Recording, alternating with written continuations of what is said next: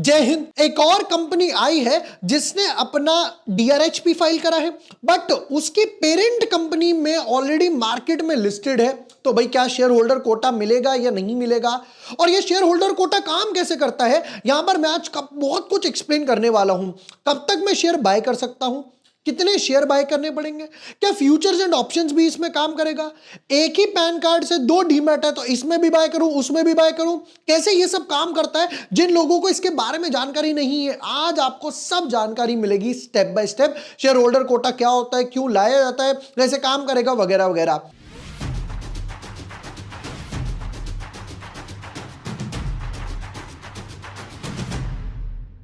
Hi everyone, my name is Vibhor Vashne. I am a SEBI registered research analyst. देखते हैं कौन सी company आई है जिसने डीआरएचपी फाइल करा है, उसकी कौन सी पेरेंट कंपनी है, कितने शेयर बाय करने हैं और कब तक बाय करके होल्ड करने हैं। But yes, before moving ahead, अगर अभी तक आपने हमारा चैनल सब्सक्राइब नहीं किया है या फर्स्ट टाइम हमारा वीडियो देख रहे हो, तो यहां पर ना आपको सब कुछ मिल जाएगा। ब्रेकआउट, मोमेंटम, यूनिमेक आईपीओ, कारारो का डाला था, सेनोरस का, निफ्टी का, बैंक निफ्टी का। यहां पर जो हमने अनुमान गेन्स एक्सपेक्ट किए थे उसी हिसाब से गेन्स वगैरह यहां पर बनकर गए। सनातन टेक्सटाइल हो गया, ट्रांसरेल, डैम कैपिटल, ये सब कुछ यहां पर आपको मिल जाएगा। तो बेसिकली हुआ क्या है, एक कंपनी है Greaves electric mobility, right, EV vehicle से इनका ताल्लुक वगैरह है। तो इन्होंने अपना डीआरएचपी फाइल किया है, जैसा आप देख सकते हैं ड्राफ्ट रेड हायरिंग प्रोस्पेक्टस वगैरह इन्होंने फाइल किया है। अब as the name suggest Greaves, तो ग्रीव्स नाम की ऑलरेडी एक कंपनी है ग्रीव्स कॉटन करके। एक एक करके स्टेप बाय स्टेप समझते हैं क्या क्या है। क्या बोलते हैं, टाइप क्या है, फ्रेश इशू एंड ओएफएस दोनों लेकर आएंगे।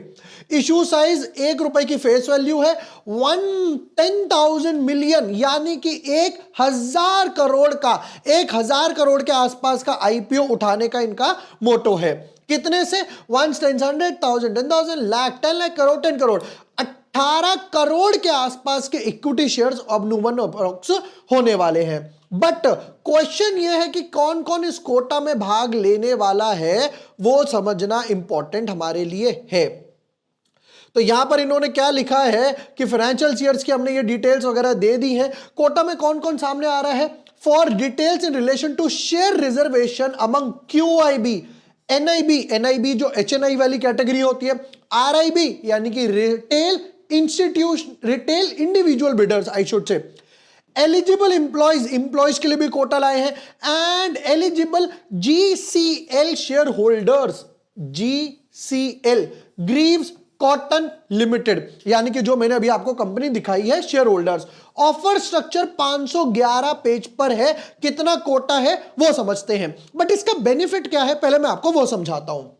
देखिए हुआ क्या था, बजाज में भी जब ये आया था तब मैंने कब पहले ही डाल दिया था, कब पहले ये देखिए, Bajaj housing finance will be in सितंबर, मैंने ये 20 अगस्त को ही डाल दिया था। क्या क्या लिखा, to get share holder quota by 1 share of Bajaj Finance और फिनसर्व। दोनों में से उस टाइम क्लैरिटी नहीं थी तो मैंने कहा दोनों लिख दो। अब क्योंकि एक ही कंपनी है तो आप जीसीएल यानी ग्रीव्स कॉटन का ही लेना है। कब तक, आईपीओ आने तक। कि मैं कितने शेयर बाय करूं, 2 शेयर लूं, 10 शेयर लूं, 50 शेयर लूं। देखिए 1 लो, 10 लो, 100 लो, 500 लो, 1 लाख, कितने भी शेयर ले लो, आप एप्लीकेशन एक्स्ट्रा एक ही लगा पाओगे। तो मतलब नंबर ऑफ शेयर से मैटर नहीं करता, तो एक लेने में ही फायदा है। नंबर 2, अब buy in all those account जहां से आप अप्लाई करोगे, मान लेते हैं मेरा मन है मम्मी के अकाउंट से अप्लाई करने का, तो मैं मम्मी के अकाउंट से लूंगा, पापा के अकाउंट से मैं ये अप्लाई करूंगा तो पापा के अकाउंट में भी लूंगा। आप ये नहीं कर सकते कि लिया आपने, आप अप्लाई करो मम्मी के अकाउंट से, जिस डीमैट अकाउंट से आप अप्लाई करोगे उसी में लीजिए। ये डाला था। फिर उसके बाद क्या आया, एज एक्सपेक्टेड ये वो बजाज कोटास आ गए, तो इन्होंने शेयर होल्डर कोटा भी रखा था 10% का, रिटेल वालों में से ही ये कट के जाता है। बट अब इसके साथ प्रॉब्लम क्या होती है, एक चीज और समझाता हूं। देखो होता क्या है, हमारे पास ना 2 चीज होती है, एक होता है आरएचपी, एक होता है डीआरएचपी। डीआरएचपी एक होता है आरएचपी। डीआरएचपी में जैसा आप देख सकते हो यहां पर प्राइस बैंड इन्होंने नहीं लिखा हुआ, ओएफएस कितना होगा नहीं लिखा हुआ, तो ये ऊपर से आई शुड से 90% इंफॉर्मेशन देते हैं। फाइनेंशियल्स, बिजनेस मॉडल, प्रमोटर की और क्या क्या कंपनी है, सब्सिडरी, डायरेक्टर कहां का, ये वो 500 पेज का ही लिख देते हैं। तो डीआरएचपी यानी कि ड्राफ्ट, यानी कि अभी ऊपर से हमने आपको ड्राफ्ट बेसिस पर 90% दे दिया है। बट जैसे ही आरएचपी फाइल होगा, अब आप शेयर होल्डर कोटा के लिए एप्लीकेबल नहीं हो। मतलब मान लेते हैं ये अपना आरएचपी लेकर आते हैं 15 जनवरी को, जस्ट एन एग्जांपल, इन्होंने 15 जनवरी 2025 को सुबह उठे और अपना आरएचपी फाइल कर दिया।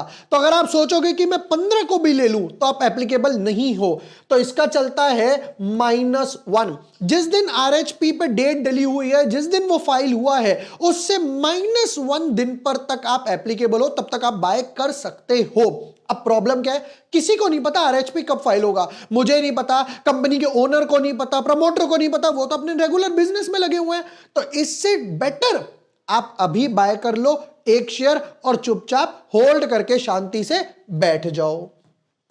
बेनिफिट क्या है, अब बेनिफिट दिखाता हूं। देखिए जरा, यहां पर मैंने 5 अकाउंट में बजाज का लगाया था, तो मुझे कहां कहां मिला ये देखिए। कौन सी कैटेगरी है, शेयर होल्डर कोटा कैटेगरी है, ठीक। नंबर 2 यहां पर कहां मिला, again share holder quota, again share holder quota. इस वाले में रिटेल में मिला, शेयर होल्डर कोटा में नहीं मिला। अब यह बेनिफिट है, इससे आप क्या कर सकते हो वो समझिएगा जरा। देखिए, अब यहां पर 3-4 एप्लीकेशन एक ही पैन कार्ड से लगाई जा सकती हैं। क्या क्या परम्यूटेशंस बनेंगे आगे जाकर। आप सिर्फ या तो रिटेल वाले में लगा दो, number 2 retail plus share holder quota में, तो अब आपकी 2 एप्लीकेशन हो गई यहां पर। या फिर आप एचएनआई में लगा दो, या फिर आप HNI plus share holder quota में लगा दो। नंबर 5 आप सिर्फ शेयर होल्डर कोटा में भी लगा सकते हो। अब आप देख रहे हो, आप यूजुअली लगाते हो एक लॉट, एक रिटेल, एक एचएनआई या एक, बट यहां पर अब आपको 2 एप्लीकेशन का मौका मिल रहा है सिंगल पैन कार्ड से।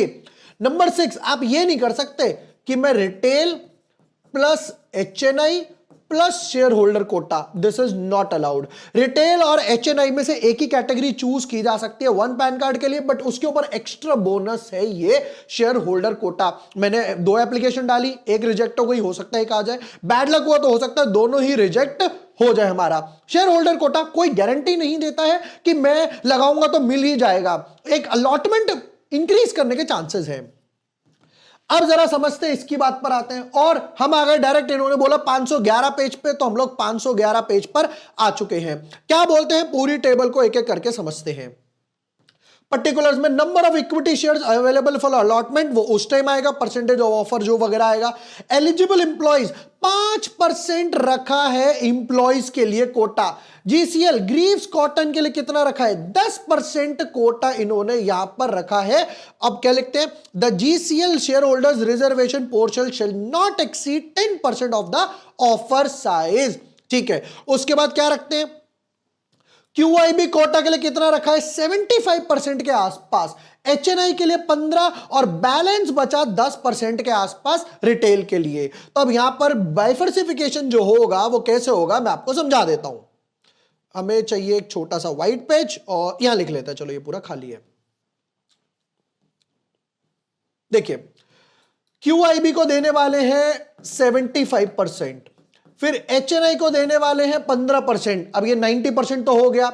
बाकी जो रिटेल वाला बचा है 10%, इसमें से ही इंप्लॉय का 5 आएगा, इसमें से ही क्यूआईबी के बाद एचएनआई यानी शेयर होल्डर कोटा का 10% आएगा।